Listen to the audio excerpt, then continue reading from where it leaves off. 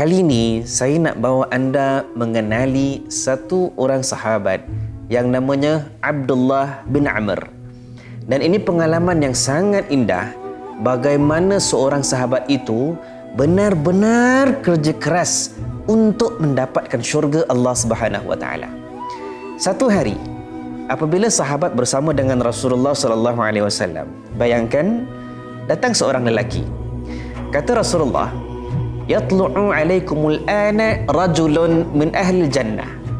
Apabila sahabat sedang duduk, Nabi bersabda, datang kepada kamu sekarang ini seorang lelaki daripada ahli syurga.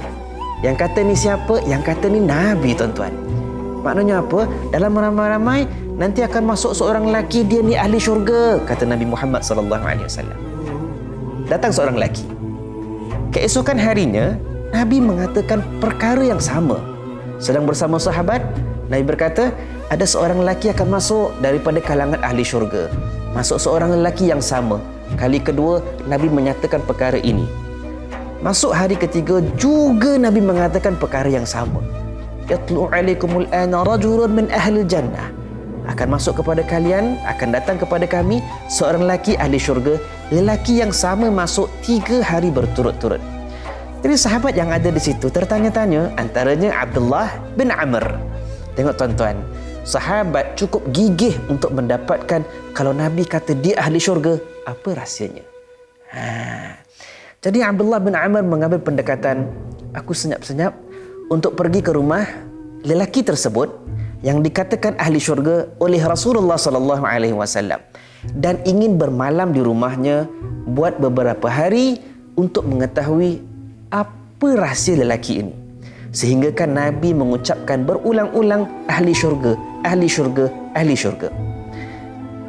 Kesimpulan, apabila Abdullah bin Amr bermalam di situ, tidak berpuas hati, selama 3 hari atau 3 malam dia tidak mendapati apa-apa. Apabila seorang sahabat, sebab Abdullah bin Amr bukan sahabat yang baru. Abdullah bin Amr, dia mendapati kalau waktu tidur orang ini tidur, waktu bangun subuh orang ini bangun subuh. Berbeza kan?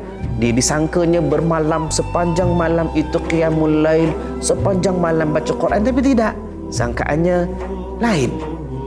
Selepas 3 malam, dia mengaku depan lelaki ini dan mengatakan, hajat aku bertamu di rumahmu sebab ini begini-begini. Akan tetapi aku tak mendapati apa-apa. Tuan-tuan dirahmati Allah, lelaki ini cukup tawadhu dan mengatakan, ma huwa illa ma ra'aita. Katanya apa? Sebenarnya memang tak ada apa-apa kecuali apa yang kamu lihat. Erti, yang kamu nampak aku itulah aku. Ghaira anni, syahidnya di belakang. Berarti dia punya intisari di belakang. Apa yang kamu nampak itulah aku. Kau tidur, aku tidur. Orang bangun subuh, aku bangun subuh. Betul kan? Ghairaan ni kecuali aku. Ini dia punya poin yang nak disampaikan dalam hadis ini.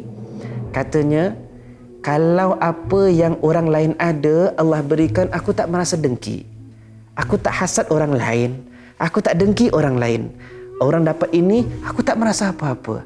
Hatinya bersih, suci, tiada hasad, tiada dengki. Inilah rahsia hati ahli syurga, tuan-tuan. Jadi tuan-tuan dirahmati Allah, daripada sini kita faham, tuan-tuan, 2 perkara. Satu, lumrah manusia, kalau kita nampak orang itu berjaya, kita akan tanya, macam mana kau berjaya? Contoh, ibu, anaknya nak masuk peperiksaan, kemudian mendapat tahu jirannya, anak jiran tahun lepas lulus dengan markah yang tinggi, maka mak akan tanya, anak awak tu belajar di mana ya? Contoh.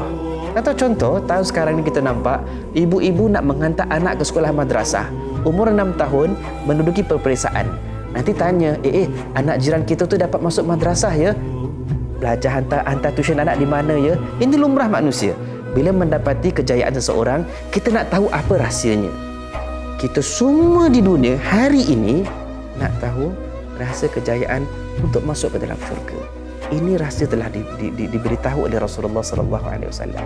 Diberitahu oleh seorang sahabat Abdullah bin Amr. Rahsia untuk mendapati kejayaan di hari akhirat. Kejayaan masuk syurga, hati yang bersih tanpa hasad dengki. Tuan-tuan dirahmati Allah, hari ini adalah hari kita berkasih sayang. Hilangkan hasad dengki, hilangkan sengketa. Allah menyayangi, syurga mudah-mudahan hendaknya. Wallahu ta'ala a'lam bissawab. Wabillahi taufiq wal hidayah. Assalamualaikum warahmatullahi wabarakatuh.